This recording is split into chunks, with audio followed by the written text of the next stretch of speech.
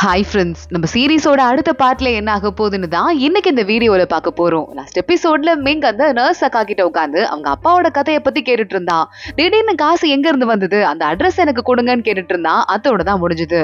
இந்த எபிசோட்ல எங்க அப்பாக்கு இந்த விஷயம் தெரியாம பாத்துக்கோங்க நர்ஸ் அக்கா அப்படின்னு சொல்ல, உங்க அப்பாவை மாதிரியே நீ இருக்க அப்படின்னு அந்த நர்ஸும் சொல்லிக்கிட்டு இருக்காங்க. அப்படியா அங்க இருந்து கிளம்புறான். கரெக்டா அப்பதான் நம்ம சேயுவும் ஹாஸ்பிட்டலுக்கு வந்துட்டு அங்க இருந்து கிளம்ப ஆரம்பிக்கிறா. மழை பெய்தே நிக்கிறா. உடனே நம்ம மிங்கும் கொடைய மறைச்சு வச்சுட்டு அவ பக்கத்துல போய் நின்னுட்டு, நீயும் கொடை கொண்டு வரலையா அப்படின்னு கேட்க, ஆமா அப்படின்னு சீயும் வழிய ஆரம்பிக்கிறா. சரி ஓகே, அது இருக்கட்டும். நான் அந்த மாதிரி பிரான்ஸ்ல போய் மெடிக்கல் படிக்க போறேங்கிறதால தனி கோச்சிங் சென்டர்ல போய் படிக்கிறேன். அதனால நான் வந்து ஸ்கூலுக்கு இனிமே வரமாட்டேன். ஒருவேளை நம்ம பாக்குறது இதுவே கூட கடைசியா இருக்கலாம். என்கிட்ட ஏதாவது சொல்லணும்னா சொல்லு அப்படின்னு மிங்கு சொல்ல, ஆல் தி பெஸ்ட் அப்படின்னு மட்டும் சீயும் சொல்றா. சரி ஓகே நான் கிளம்புறேன், மழை குறைஞ்சிருச்சு, நான் அங்கிருந்து கிளம்ப ஆரம்பிக்கிறா. ஆனா மிங்கு வேகமா, இல்ல என்கிட்ட கொடை இருக்கு, நான் சும்மா தான் சொன்னேன், இதை எடுத்துட்டு போ அப்படின்னு அதை கொடுத்து அனுப்புறான். இல்ல நான் இன்னொன்னு பார்க்க மாட்டேன்ல, கொடைய அப்புறம் எப்படி திருப்ப கொடுக்கறது, எனக்கு வேண்டாம் அப்படின்னு சீயு அங்க இருந்து கிளம்பிடுறா. மிங்கு பயங்கரமா சோகம் ஆயிடுறான். இங்க சீயு வீட்டுக்கு வந்து வேலை பார்க்க ஆரம்பிக்கிறா. அவங்க அம்மா கொஞ்சம் உடம்பு முடியாம இருக்கு. சீயும் மலையில நினைச்சிட்டு வந்துருக்கா அப்படிங்கறதால இருமிக்கிட்டே இருக்கா. அதனால அவளுக்கு அவங்க அம்மா கஷாயம் போட்டு ரெடி பண்ணி வைக்கிறாங்க. மா என்னம்மா ஆச்சு அக்காக்கு, எப்படி நீ எனக்கு சொல்ல போறியா இல்லையா? பெய்யோட உயிருக்கு பதிலா பெரியமா பெரியப்பா காசு கொடுத்துட்டாங்கன்னா அந்த உயிர் முடிஞ்சிருமா என்ன? கொஞ்சமாவது யோசிச்சு பாருமா. நான் அக்காவை பார்த்தேன், அப்ப என்கிட்ட சொன்னா உன் அம்மா அப்பாவை உன்கிட்டயே திரும்ப கொடுத்துடுறேன்னு. அதனால இது நேச்சுரலான சாவா இருக்கிறதுக்கு வாய்ப்பே இல்லாத மாதிரி தெரியுதுமா அப்படின்னு சீயு சொல்றா. குடிச்சிட்டு உள்ள போய் படுக்கிற வேலையை பாருன்னு அவங்க அம்மா அங்க இருந்து கிளம்பி போயிடுறாங்க. அன்னைக்கு நைட்டு சீயு திடீர்னு தண்ணி குடிக்கிறதுக்கு வெளியே வரா. பார்த்தா அவங்க ரூம் கதவு ஓப்பன் ஆயிருக்கு. அம்மா ரூம் கதவு, வீட்டு கதவும் ஓப்பன் ஆயிருக்கு. அம்மா வெளியே போயிருக்காங்க அப்படின்னு விறுவிறுன்னு சீயு வெளியே வரா. நல்ல மொட்டை மாடியில இருந்து கீழே வேடிக்கை பார்த்துட்டு இருக்காங்க அவங்க அம்மா. சீயு வந்துட்டு என்னம்மா ஆச்சு, ஏன் இங்க நிக்கிறேன்னு கேட்க, எந்த பதிலும் சொல்லாம அவங்க அம்மா அமைதியா நின்னுட்டு இருக்காங்க. சீயுவை திரும்ப கூட பாக்கல. அதனால சீயு அடுத்த நாள் அவங்க அப்பா கிட்ட, அப்பா அம்மா தூக்கத்துல எதுவும் நடக்கிறாங்களோ, நேத்து நைட்டு வெளியே போய் நின்னாங்கப்பா, நான் கூப்பிட்டதை கூட கண்டுக்கலன்னு சொல்ல, இல்ல மெனோபாஸ் டைம்னால அப்படி இருக்கு, நீ அமைதியா சாப்பிடு அப்படின்னு அவங்க அப்பா இவ வாய அடைச்சிடுறாரு. சீயுக்கு என்ன பதில் சொல்றதுன்னு தெரியல. சீயு மூமு ரெண்டு பேரும் ஸ்கூல்ல பேசிட்டு இருக்காங்க. எங்க அப்பா வந்துட்டு அப்படின்னு சொல்லிட்டு மூமு கதையை சொல்ல ஆரம்பிக்கிறா. சின்ன வயசுல எனக்கு நிறைய சமையல் பண்ணி கொடுப்பாரு, நான் விதவிதமா சாப்பிடுவேன் அவராலதான். அப்புறம் அவர் ரொம்ப தூரம் போய் வேலை பார்த்ததால நான் நிறைய தடவை அழுதுருக்கேன். அப்புறம் தான் அப்பா பிள்ளைய விட்டு பிரிஞ்சிருக்க வேண்டியிருக்கேன்னு வேலையை விட்டுட்டு பிசினஸ்ல இறங்கினாரு. அப்புறம் கொஞ்ச நாள் அந்த பிசினஸ் லாஸ் ஆயிட்டு தான் ரொம்ப கஷ்டப்பட்டாரு. ஒரு வேலை அவ்வளவு துருத்துருன்னு இருந்த எங்க அப்பா இப்படி ஆனது காரணம் நான் தான். நான் அவர் வேலையை விட்டுருக்காங்கன்னு அழக்கூடாது இல்ல அப்படின்னு இவ கேட்க, உடனே நம்ம சீயு பாக்குறா. எல்லாத்துக்கும் ஒன்ன காரணமா நினைக்காத அப்படின்னு. இல்லடி, அதுக்குதான் நான் வந்து என்ன பண்ண போறேன் தெரியுமா, எங்க அப்பாக்கு ட்ரீட்மெண்ட் பார்க்க போறோம். ட்ரீட்மெண்ட் பார்த்து அவரை சரி பண்ண போறோம். நான் எங்க அத்தை கிட்ட கடன் வாங்கிட்டேன், அவரை சீக்கிரமா சரி பண்ணி வீட்டு கூட்டு வர போறோம் அப்படின்னு எல்லாத்தையும் சொல்ல, சீயு உடனே ரொம்ப சந்தோஷம் அப்படின்னு அவளோட கையை பிடிச்சுக்கிறா. இங்க மிங்க மறுபடியும் ஃப்ரெண்ட்ஸ் கூட கேம்ஸ் விளையாடுறதுக்கு வந்துட்டு இருக்கான். அவன் விளையாடிட்டு இருக்கும் போதே மத்த ஃப்ரெண்ட்ஸ் எல்லாம் வந்துட்டு, என்னடா ஆச்சு, ஏதோ ஒரு போன் நம்பர் எழுதி கொடுத்துட்டு இருக்க, யாரோட போன் நம்பர், யாரை பார்க்க போற அப்படின்னு கேட்க, இந்த நம்பர் ஒருத்தரோட பழைய நம்பர், இப்ப அவர் எங்க இருக்காருன்னு எனக்கு தேடி கண்டுபிடிச்சு தரணும், கண்டுபிடிப்பீங்களா அப்படின்னு மிங்க கேக்குறான். ஃப்ரெண்ட்ஸ் ரெண்டு பேரும் நல்லா ஃப்ராட் வேலை பண்றதுல கில்லாடிங்க போல, அதனால கண்டுபிடிக்க ஆரம்பிக்கிறாங்க. இங்க சீயுவை அங்க டீச்சர் கூப்பிட்டாங்கல்ல, எய்ட்ஸ் கான்ஃபரன்ஸ் ஒன்று இருக்கு அங்க வா அப்படின்னு. அதுக்கு போகணுங்கிறதுக்காக தம்பி கிட்ட என்னோட அலவன்ஸை உனக்கு கொடுக்குறேன், என்ன வெளியே விடு அப்படின்னு சொல்றா. அதே மாதிரி வெளியே வந்துடுறா. நேரா உள்ள போக ஆரம்பிக்கிறா. அந்த டீச்சர் பாத்துடுறாங்க. வாமா உள்ள அப்படின்னு. மத்தவங்க கிட்ட இது என்னோட ஸ்டூடெண்ட் தான், ஹெல்ப் பண்றதுக்காக வந்திருக்கா அப்படின்னு சொல்லிக்கிட்டு இருக்காங்க. நீ உள்ள வந்து உட்காரு அப்படின்னு சொல்ல, உள்ள வந்து ஒரு பெரிய மீட்டிங்கே போயிட்டு இருக்கு. HIV வைரஸ் வந்து ரொம்ப ஒரு சீரியஸான வியாதி அப்படின்னு எல்லாரும் சொல்றாங்க. கொடூரமான ஆட்டோ இம்யூன் கண்டிஷன் தான், ஆனா கண்டிப்பா நம்ம உயிரை வந்து நம்மளால தற்காத்துக்க முடியும் அப்படின்னு அங்க ஒரு டாக்டர் சொல்லிக்கிட்டு இருக்காரு. சீயுவை அந்த தெரபிஸ்ட் இன்ட்ரோடியூஸ் பண்ணி வைக்கிறாங்க. சீயு கேக்குறா, நான் உங்ககிட்ட ஒண்ணு சொல்லவா, ஒருத்தங்களுக்கு எய்ட்ஸ் இருக்குன்னு கண்டுபிடிச்சிருக்காங்க, சீக்கிரமாவே கண்டுபிடிச்சிட்டாங்க அப்படிங்கறதால இந்த சிம்டம்ஸ் எல்லாம் ரொம்ப மோசமா மாறல, ஆனா அதுக்குள்ள ஒரு 2 monthsல அவங்க இறந்து போயிட்டாங்க அப்படின்னா அதுக்கு எய்ட்ஸ் காரணமா இருக்குமான்னு கேட்க, அவ்வளவு சீக்கிரம் யாரும் இறந்து போக மாட்டாங்கம்மா, அதனால அதுக்கு எய்ட்ஸ் காரணமா இருக்காது, வேற ஏதாவது ரீசனா இருக்கும்னு அந்த டாக்டர் சொல்லிக்கிட்டு இருக்காரு. இங்க மிங்க அவங்க அப்பாவை பாக்குறதுக்கு வந்திருக்கான். என்னப்பா வர வர நாய்க்குட்டிய பயங்கரமா கொஞ்சிட்டு இருக்கீங்க, சின்ன வயசுல கூட என்ன அப்படி கொஞ்சினது இல்லைன்னு சொல்ல, உன்னை விட நாய்க்குட்டி கியூட்டா இருக்கு மிங்கோட அப்பா சொல்றாரு. நீ நல்லா படிக்கிற வழியை பாரு, மத்தபடி உன் கவனம் எல்லாம் வேற எங்கேயும் போக கூடாது புரியுதா அப்படின்னு சொல்ல, சரி ஓகே அப்படின்னு மிங்க சொல்றான். அவங்க அப்பா கூட இப்ப நல்லா பேச ஆரம்பிச்சுட்டான். சீயும் மறுபடியும் வீட்டுக்கு போறான். அன்னைக்கு நைட்டு கான்ஃபரன்ஸ் முடிச்சுட்டு. ஆனா அப்ப கூட அவங்க அம்மா வீட்டுக்கு வரல. என்னாச்சுன்னு தெரியலேன்னு அவங்க அம்மாக்கு போன் போடுறா. தம்பி போன் எடுத்துட்டு அம்மா ஹாஸ்பிட்டல் அட்மிட் ஆயிட்டாங்கன்னு கத்த ஆரம்பிக்கிறான். சீயும் நேரா கிளம்பி வர டாக்டர் சொல்லிக்கிட்டு இருக்காரு, டிப்ரெஷன் மெடிசன் கொஞ்சம் ஓவரா போட்டாங்க, அது டோசேஜ கம்மி பண்ணிக்க சொல்லுங்க அப்படின்னு. சியு எனது டிப்ரெஷனுக்கு அம்மா மெடிசன் சாப்பிடுறாங்களா அப்படின்னு கேட்க இப்பதான் சியுக்கு புரியுது.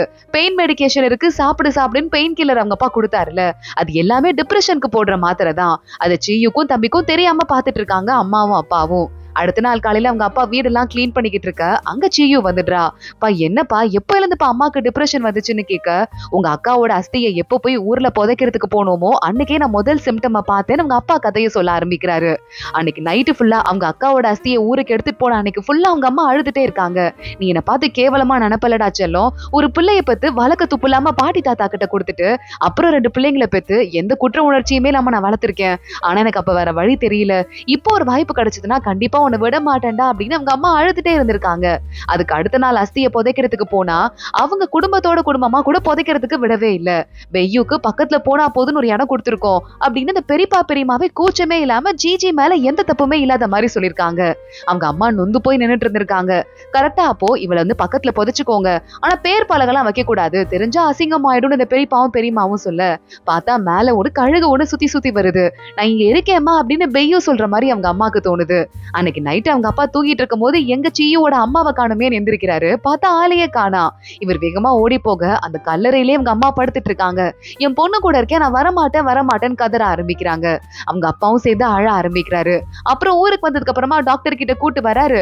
டாக்டர் டிப்ரெஷன் இருக்கு, இதனால வந்து நிறைய ப்ராப்ளம் வரலாம், அவங்களுக்கு மென்டலி வந்து உடம்பு ரொம்ப வலிக்கிற மாதிரி இருக்கலாம், இல்ல காய்ச்சல் வர மாதிரி இருக்கலாம், அவங்களை எதுவும் சொல்லாதீங்க, அவங்களுக்கு ட்ரிகர் ஆகுற மாதிரி எதுவும் பண்ணாதீங்க, டிப்ரெஷன் மத்த வியாதி மாதிரி இதுவும் ஒரு வியாதி தான், அதை பத்திரமா பாத்துக்கிட்டா நம்மளால சரி பண்ண முடியும்னு சொல்லிருக்காங்க. அதுக்கப்புறம் தான் அவங்க அம்மா மெடிசன் சாப்பிட ஆரம்பிச்சிருக்காங்க. இங்க நம்ம மிங் ஏதோ ஒரு அட்ரஸ் போன் நம்பர்லாம் வாங்கினால அந்த ஊரை தேடி பிளைட் புடிச்சு கிளம்பி போறான். சைனாலேயே வேற ஒரு ஊருக்கு.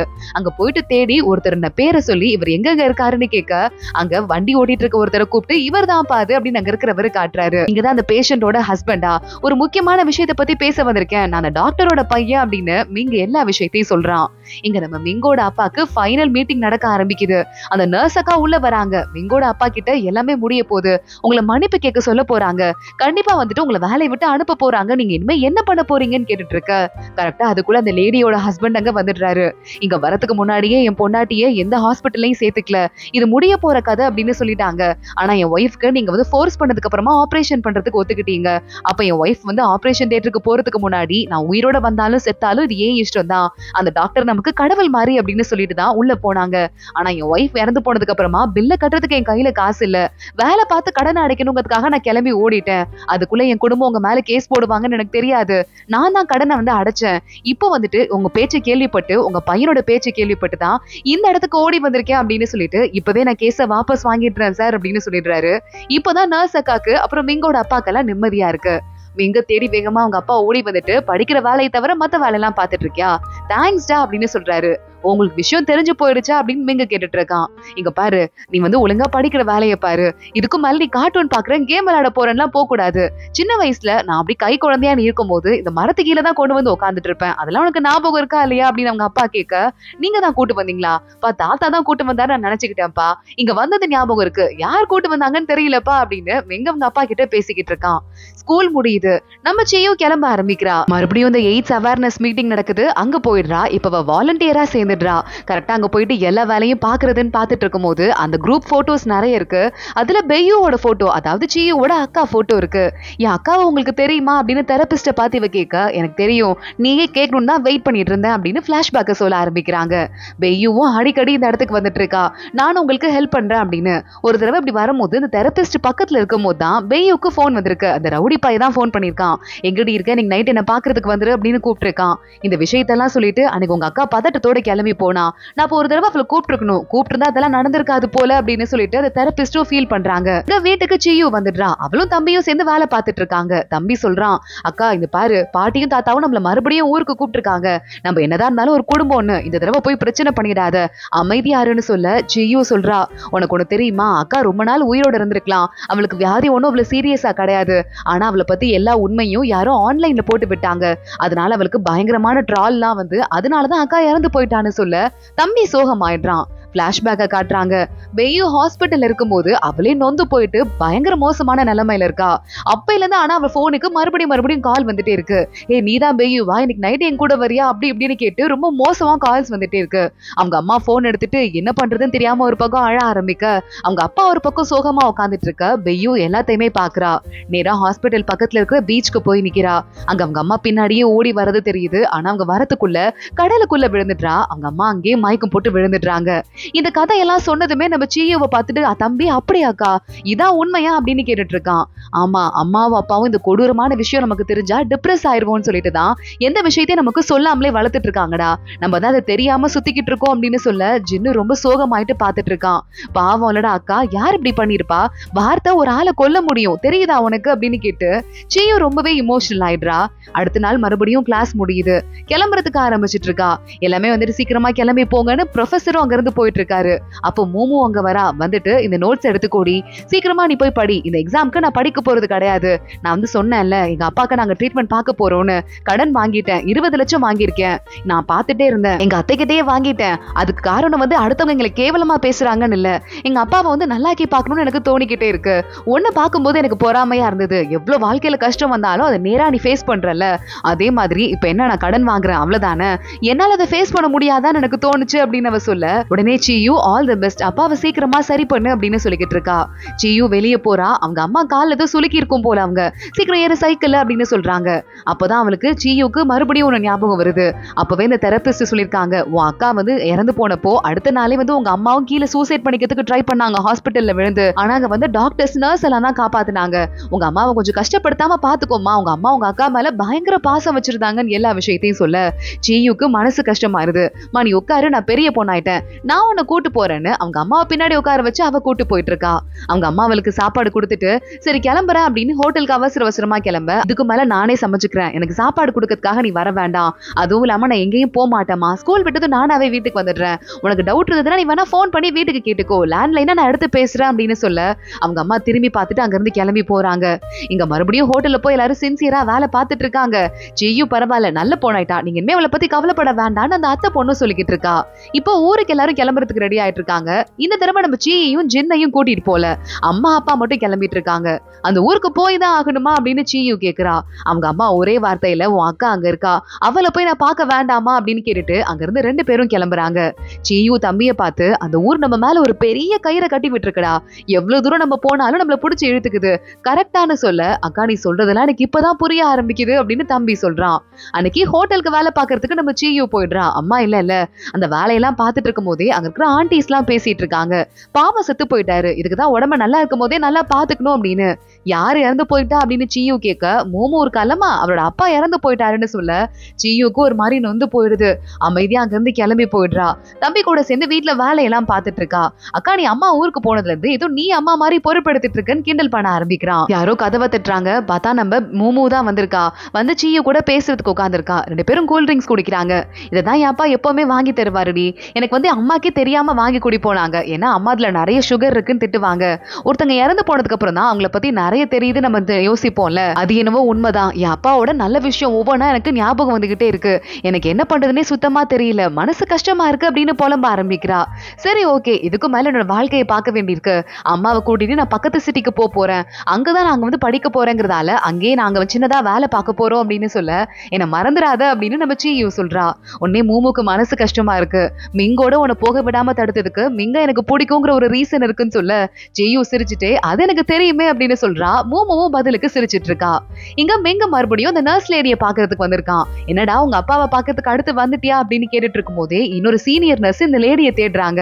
என்ன மாட்டி விட்டுறாதுன்னு அவங்க கீழே குனிஞ்சுக்க, அந்த வர சீனியர் நர்ஸ் எங்கப்பா அந்த நர்ஸ் அக்கா, நானும் அவளுக்கு ஒரு நல்ல மாப்பிளையா பார்த்து ஜோடி சேர்த்து விடலான்னு பார்த்தா எஸ்கேப் ஆயிட்டே இருக்கா, இந்த போட்டோ பாரு நல்லாதான் இருக்குன்னு சொல்ல உடனே நம்ம மிங்கும் வாங்கி பார்த்துட்டு இருக்கான். அவங்க அங்கிருந்து கிளம்பி போயிடுறாங்க.